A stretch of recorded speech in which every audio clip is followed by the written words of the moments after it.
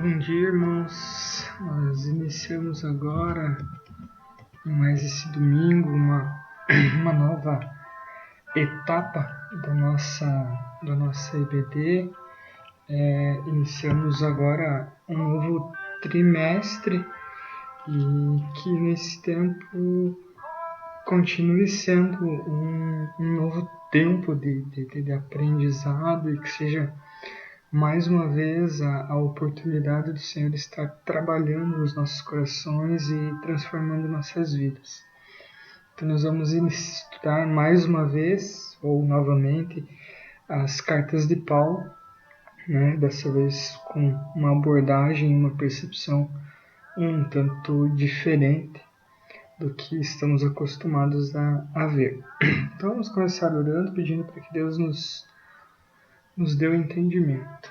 Pai amado Senhor, nós nos achegamos a Ti em mais esse dia, gratos, ó Pai, por podermos ter livre acesso a Ti, por podermos, ó Pai querido, nos achegarmos a Ti e pedimos nessa hora, Senhor, que o Teu Santo Espírito seja o nosso professor nesse momento.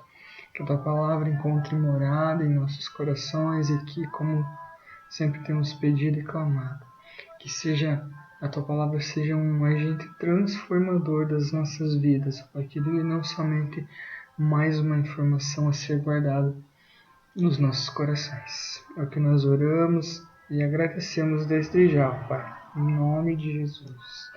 Amém. Então, irmãos, dando seguimento à nossa aula, né? Nossa classe Heróis da Fé. Hoje nós iniciamos, então, como disse há pouco, as cartas de Paulo. E hoje, especificamente, nós iremos falar um pouco e bem brevemente sobre o livro de Atos. O capítulo 14, 15 e 16, basicamente. Hoje, então, nós vamos falar sobre as maravilhas de Deus. Um ponto bastante importante, a gente já vai ler o nosso textuário, né, adiantando. É interessante quando falamos das maravilhas de Deus, como elas acontecem. Né? Então, aos nossos objetivos de hoje, o primeiro deles, então, entender que em qualquer lugar e circunstância Deus age, atua, faz, realiza, exerce a sua força e poder, sendo Ele o Senhor da história. Então, aqui nós podemos resumir esse nosso primeiro objetivo como entender a soberania de Deus. Como já estudamos recentemente na EBD e hoje nós reafirmamos, né? Entender a soberania de Deus. Deus é soberano sobre tudo, sobre todos e sobre todas as coisas, né? Então é isso que nós temos que chegar a essa conclusão ao término dessa nossa aula. E o outro ponto importante é que esse vai além do nosso entendimento por si só, mas é o fazer, é ser um instrumento das maravilhas de Deus. Esse objetivo é bastante interessante e nós vamos chegar a essa conclusão juntos no decorrer da nossa aula. Então, o nosso textuário é Atos 19, versículo 11. E, por intermédio de Paulo, Deus fazia milagres extraordinários. Né? Então, aqui nós vemos, mais basicamente, né,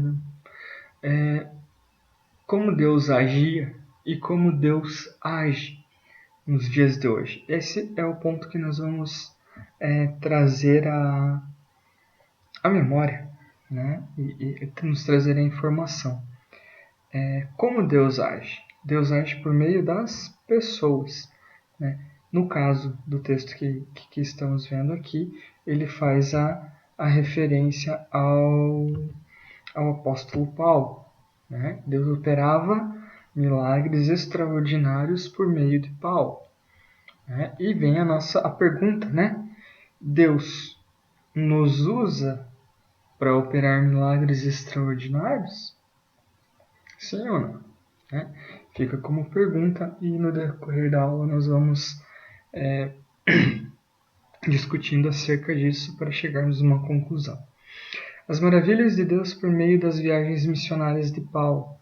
Né? Como sabemos, né, o livro de Atos, né, relata boa parte das viagens missionárias de Paulo. No versículo 1 do livro do capítulo 14, diz assim: Em Icônio entraram juntos nas sinagogas dos judeus e falaram de tal modo que creu grande multidão, tanto de judeus como de gregos. Então aqui nós temos o primeiro ponto, né, que vamos ver. As maravilhas que Deus fez por meio das viagens de Paulo, né, cujo objetivo era levar as pessoas a professarem a fé. Né? Para isso, né, Paulo, nós vemos no decorrer do livro de Atos como um todo, o Paulo utilizava de uma estratégia de trabalho. E especificamente a estratégia de trabalho de Paulo era o quê? Ele sabia onde deveria ir e o que deveria fazer. Então, essa a gente pode entender como uma estratégia, extraído do texto essa estratégia, e refletir acerca de como ele tinha esta estratégia, o que fez, quem deu a ele essa estratégia. Era algo pronto, era algo padrão, né? Ou era algo dirigido e conduzido por Deus? Né? Nós sabemos, obviamente, que essa estratégia de trabalho foi dada e direcionada por Deus. Né? A forma como acabamos de ver, né? Paulo ele sabia onde deveria ir e o que fazer. Né? Isso era a estratégia. Né? E o princípio estratégico de Paulo, né, era o tempo. Né? E podemos trazer isso para os nossos dias de hoje. Né? Qual é o tempo de levar a palavra de Deus às pessoas? Quando deve ser levado a palavra de Deus às pessoas? Há um tempo certo, há um momento certo? Ou é a todo tempo? É algo constante, por assim dizer. Né? Nós sabemos que a orientação que temos à luz da palavra é que devemos levar e professar a nossa fé e levar a palavra do Senhor, né, às pessoas em todo o tempo. Né? Mas nisso nós temos a questão da estratégia, das duas estratégias. O princípio estratégico de Paulo era o tempo, e eu creio que isso continue sendo atual, né, nos dias de hoje. E daí vem o primeiro ponto, né? A nossa estratégia hoje. Que estratégias utilizamos para levar as pessoas a professarem a fé em Cristo? O que utilizamos de estratégia, de meios para alcançar mais vidas para Jesus? Hoje, podemos trazer como exemplo uma estratégia que é utilizada aqui na nossa igreja, em Porto União e em tantas outras igrejas batistas, que é o PGM, né? Os PGMs, né? Que são os pequenos grupos multiplicadores. O que é um PGM? Né? Estando me interferindo um pouco na liderança dos PGMs. Né? Mas é uma estratégia na qual o único objetivo é o quê? Apresentar Cristo às pessoas. Né? E a estratégia do pequeno grupo é através do relacionamento discipulador, conhecer as pessoas e com isso apresentar Cristo às pessoas. Então, podemos dizer que hoje, na nossa realidade, na nossa igreja, uma estratégia utilizada é o uso dos PGMs. Para quê? Para levar as pessoas a professarem a sua fé. Né? O princípio estratégico, né, hoje, eu creio que podemos reafirmar que é o mesmo do tempo de Paulo, por exemplo, né? Que é o tempo. Embora uma estratégia nos dias de hoje, né, que Paulo utilizava, a gente também pode utilizar dessa mesma estratégia. né? Onde deveria ir e o que deveria fazer. Não deixa de ser uma forma aplicável aos dias de hoje, né? Mas lembrando que diante disso tudo nós temos o único objetivo, que é apresentar Cristo às pessoas, né? É levar a palavra ao pecador incrédulo para que possa receber esse dom maravilhoso que é a salvação. Não é o dom, né? As maravilhas de Deus em função de sua ousadia acerca do Senhor. No versículo 3 do capítulo 14 de Atos diz assim: Assim detiveram-se muito tempo, ousadamente acerca do Senhor, o qual dava testemunho à palavra da sua graça, permitindo pelas mãos de Paulo e Barnabé que se fizessem sinais e prodígios. Então aqui nós vamos falar, nossa palavra-chave nesse ponto é a ousadia acerca do Senhor. Mas vamos estar falando sobre o nascimento das igrejas na região da Galácia, que era específico do que estava acontecendo nesse contexto do capítulo 14. Ousadia, né? Quando que se manifesta, né? Aqui o texto na tela fala no passado, né? Que a ousadia se manifestava com compaixão. A ousadia hoje se manifesta com a compaixão, né? Quando que somos ousados para poder falar do amor do Senhor? Né? Uns vão dizer que temos que ser ousados em todo o tempo, sim, com certeza. Mas quando que nos é despertado, quando que nos é manifestado essa ousadia? Quando somos dotados de compaixão, né? Quando que conseguimos ser ousados para apresentar a palavra de Deus a uma pessoa que está à beira da morte. Porque provavelmente ou possivelmente nos colocamos no lugar daquela pessoa à beira da morte, que não tem Cristo e que não sabe para onde vai após a sua morte.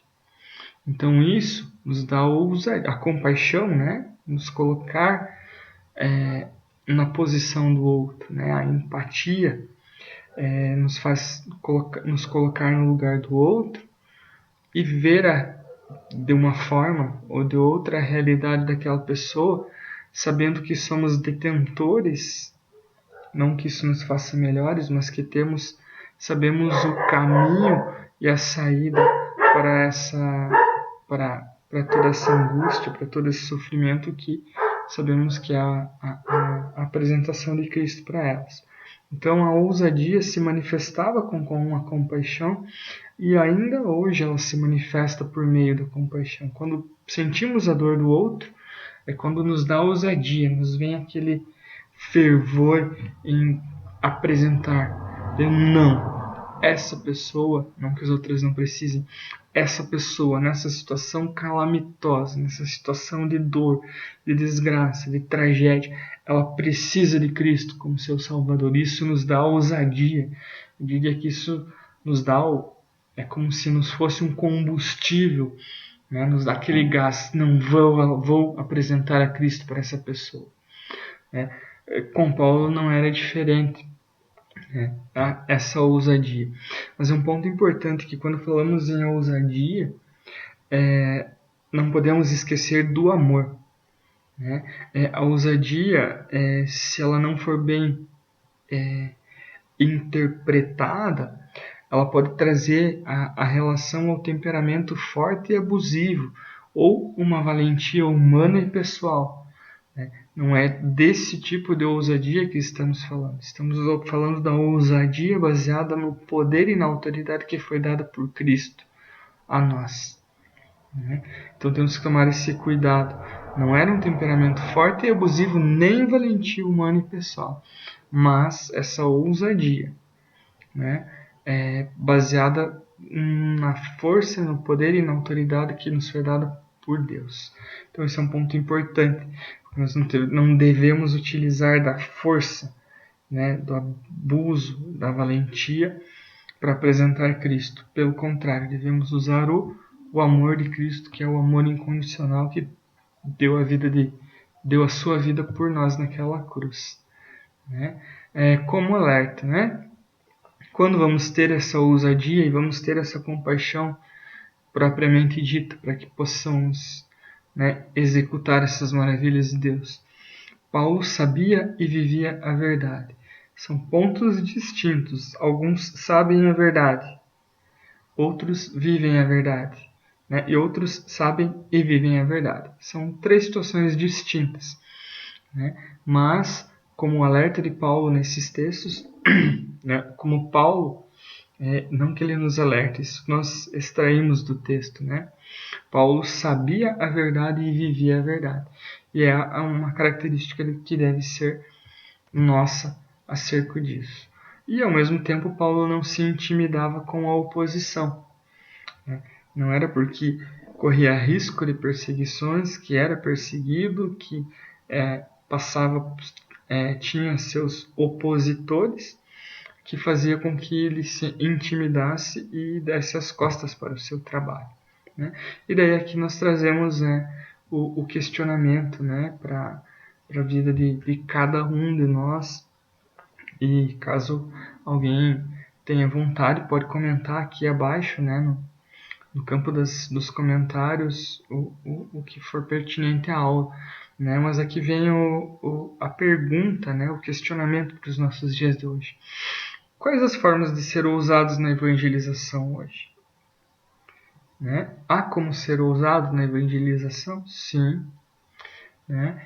Nós sabemos que hoje há grandes barreiras acerca da evangelização, principalmente nos países onde o islamismo, né, é predominante, né? O evangelho tem uma dificuldade muitíssimo grande para chegar e adentrar nesses países ou em determinados locais.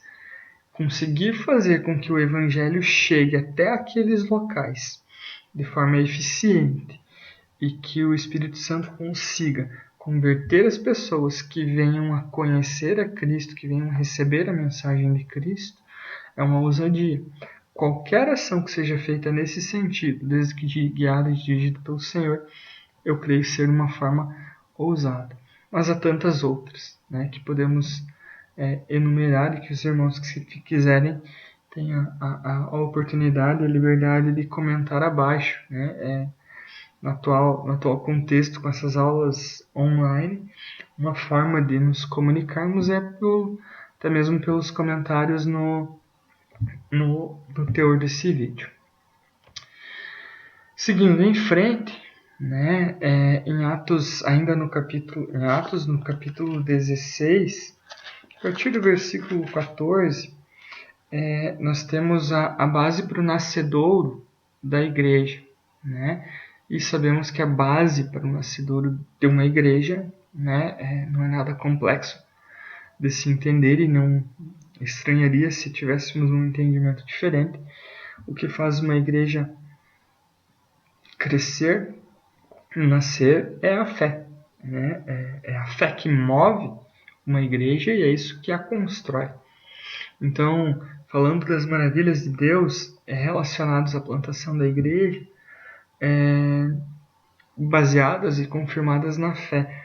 Então, no versículo 14 de Atos 16, diz assim, né? Certa mulher chamada Lídia, vendedora de púrpura da cidade de Tiatira, e que servia a Deus, nos ouvia, e o Senhor lhe abriu o coração para que estivesse atento ao que Paulo dizia. 15. Depois foi batizado, ela e sua casa. Rogou-nos, dizendo, se haveis julgado que eu seja fiel ao Senhor, entrai na minha casa e ficai ali. E nos constrangeu a isso. Então, aqui nós temos uma pessoa que foi alcançada por meio dessa viagem missionária de Paulo, e que pela fé ela foi salva, né? Então, aqui nós temos a Lídia como o exemplo de como iniciar uma igreja confirmada na fé, né? Porque foi apresentado Deus a Lídia, né? E ela creu, a fé dela nasceu, né? E com isso foi formado, foi constituída a igreja, né? E daí traz aqui em vermelho, à direita da tela dos irmãos, o questionamento, né? Plantando igreja hoje. Como plantamos uma igreja hoje? Né? Hoje a primeira igreja batista aqui de Portunhão tem duas igrejas, podemos dizer assim que duas igrejas sendo plantadas, né? Pelo menos duas, né? Três. A igreja de Irineópolis, a igreja de Canoinhas e a igreja de Blumenau, né? De Itoupava Central, se não me engano. Não lembro exatamente. Mas como são plantadas essas igrejas? Qual a forma correta de plantarmos essas igrejas? Né? Como iniciar isso? Né? Só devemos lembrar, né, que a igreja, quando falamos em igreja, não estamos falando de templos, de construções, edificações, né? Estamos falando de pessoas, né? Afinal, um prédio, um templo, possui fé? Não, né? A fé está onde? Nas pessoas. E é isso que nos forma igreja, né? Então, para nós hoje plantar uma igreja, como é? Né? Da mesma forma, se os irmãos tiverem vontade e desejo no coração de estar comentando, compartilhando algumas informações abaixo, fiquem à vontade. Ainda falando sobre as maravilhas de Deus, né? Essas maravilhas que estamos falando, só lembrando que foram as maravilhas pelas quais Paulo foi utilizado, né? Essa em específico que vamos ver agora no versículo 9 do capítulo 16, em função da sensibilidade da direção do Senhor, né? E aqui vem uma colocação um tanto quanto clara e simples. A visão que Deus dá é para aqueles que já vivem em trabalho. Nós vamos falar um pouco de visão dada por Deus, de missão dada por Deus. A quem que Deus vai dar uma visão e uma missão? É um estranho? É alguém que não faz parte do trabalho? É alguém que está alheio ao próprio Deus? Né? É certo que não. No versículo citado, né, Atos 16, 16, 9, diz assim: Paulo teve de noite uma visão em que se apresentou um homem da Macedônia que lhe rogava: passa a Macedônia e ajuda-nos. Né? Então, Paulo, nessa passagem, recebeu uma visão: passa a Macedônia e ajuda-nos. Né? Paulo já estava trabalhando, já vivia em trabalho, já vivia do trabalho e da obra? Sim. Né? Então, não se faz a obra de Deus sem sensibilidade e sem discernimento. Por isso que nos vem a reflexão, né? Duas palavras nesse ponto: sensibilidade e discernimento, né? Quando vamos ter a sensibilidade necessária para fazer a obra do Senhor? E quando teremos o discernimento necessário para a obra do Senhor? São dois pontos que nós não temos como distinguir, mas esses pontos só vêm quando? Quando que conseguimos ter a sensibilidade para ouvir, para entender qual é a visão que o Senhor nos está dando, qual é a missão, qual é a tarefa que o Senhor nos está dando. E, ao mesmo tempo, o discernimento. Quando teremos o discernimento vindo do Senhor? Quando entenderemos que esse é o discernimento dado pelo Senhor? Quando tivermos um relacionamento íntimo e profundo com Ele. Se o nosso relacionamento for superficial, nós não teremos a sensibilidade e nem teremos o discernimento para entender a missão dada pelo Senhor. Nesse ponto, nós podemos ver o que? A vontade de Deus para Paulo foi clara e objetiva, como Deus é claro e objetivo. Nesse caso, para Paulo, era o que? Passa a Macedônia. Simples assim. Ah, mas é isso. Não. Deus é simples e objetivo. Passa a Macedônia. Mas quando vamos conseguir entender esse objetivo dado por Deus? Quando temos a sensibilidade e o discernimento. Sensibilidade para entender e ouvir a voz do Senhor e o discernimento para entender o que realmente é do Senhor e executarmos. Tá? Então, aqui como um alerta, extremamente importante. O chamado não pode ser para entender os nossos interesses. Só lembrando aqui que o chamado não é necessariamente ter um chamado para um ministério, chamado para ser um obreiro em local X, ser um missionário em local X, para ser um pastor em local X ou Y. O ponto aqui do chamado é o quê? O chamado para o trabalho em si, cada qual com suas aptidões, com suas afinidades, com seus detalhes específicos, que é algo pessoal. A obra, Deus não dá especificamente ao pastoreio, por exemplo. São inúmeras visões, inúmeros objetivos que Deus dá a cada um de nossas vidas como membros da igreja.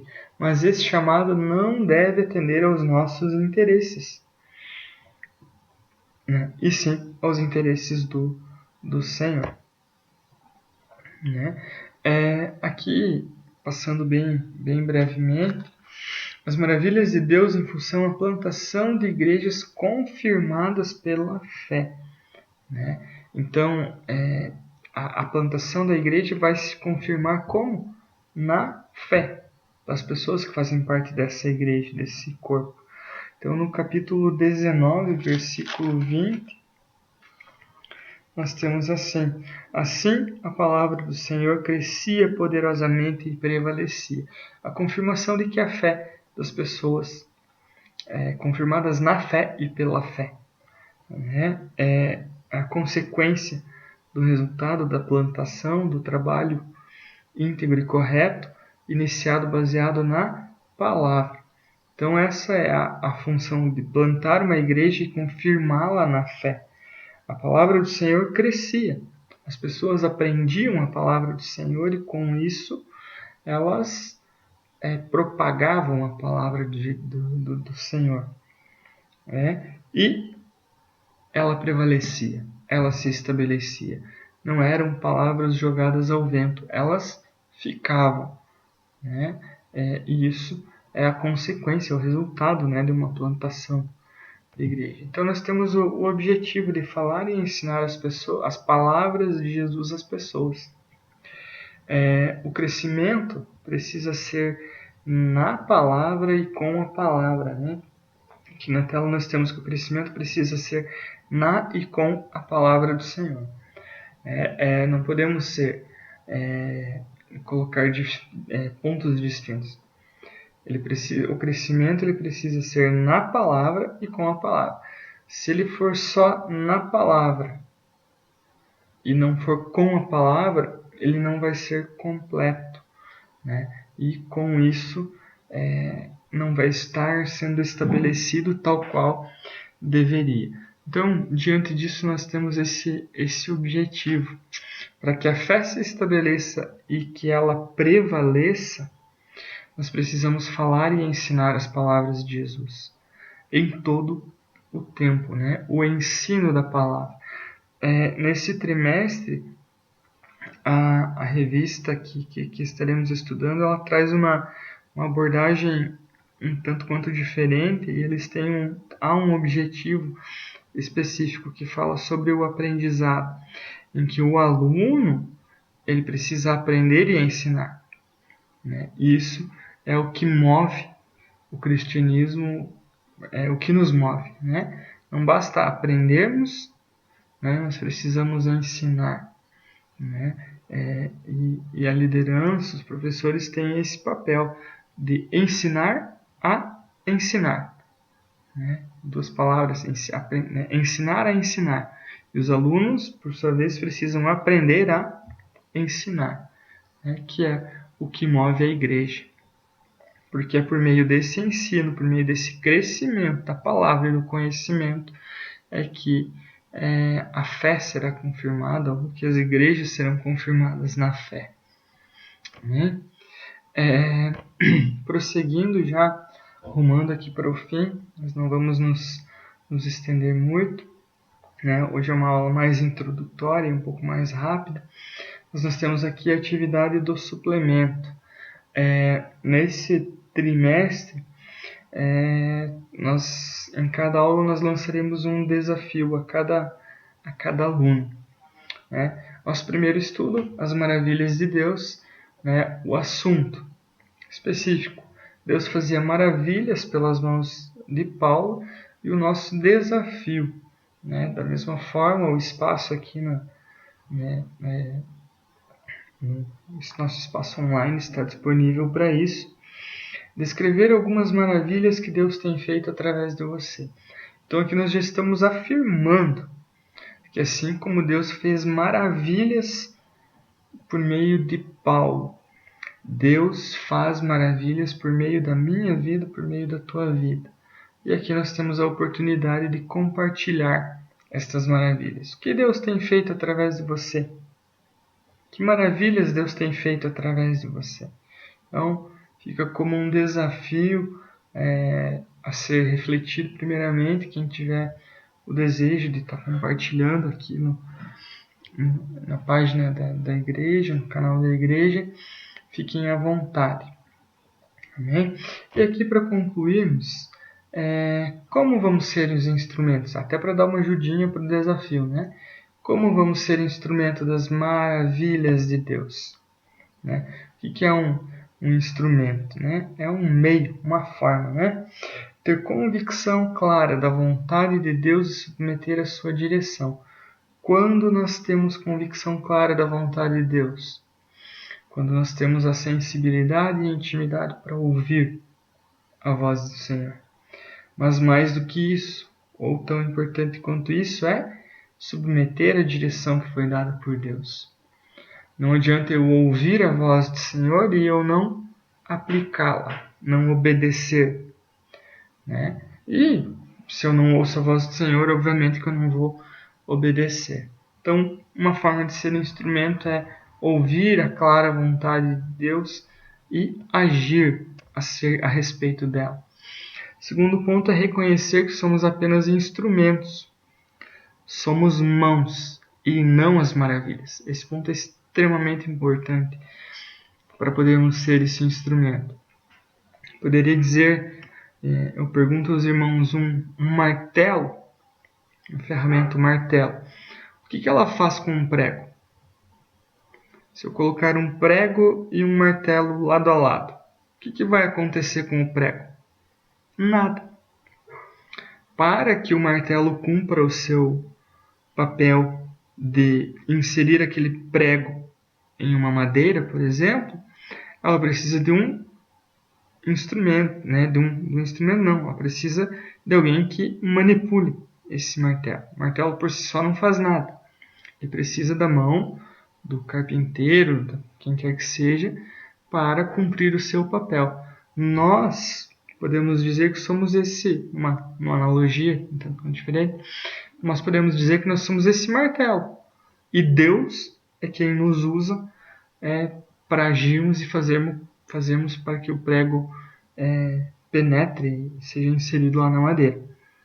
Né? Então nós somos mãos, nós somos um instrumento, somos uma ferramenta e não as maravilhas. Nós não somos nada. Nós somos uma ferramenta, um instrumento do Senhor. Né? Ou seja, o mérito é de quem? Do Senhor. nós não fazemos maravilhas. Quem faz as maravilhas é o Senhor. E, para concluirmos, objetivar que o crescimento deve ser sempre da palavra e não pessoal. Indiferente do que quer que estejamos fazendo, que seja sempre o crescimento da palavra e não o meu crescimento enquanto pessoa. Crescemos ao executarmos a obra do Senhor, ao sermos um instrumento da maravilha? Claro que sim, porque estaremos aprendendo mais do Senhor. Então haverá o crescimento para nós sim, mas por meio da palavra. Esse deve ser o objetivo. Objetivar que o crescimento deve ser sempre da palavra e não pessoal. Quem cresce a palavra, quem cresce é Cristo. Quem é exaltado é Cristo e não o instrumento, e não o pessoal.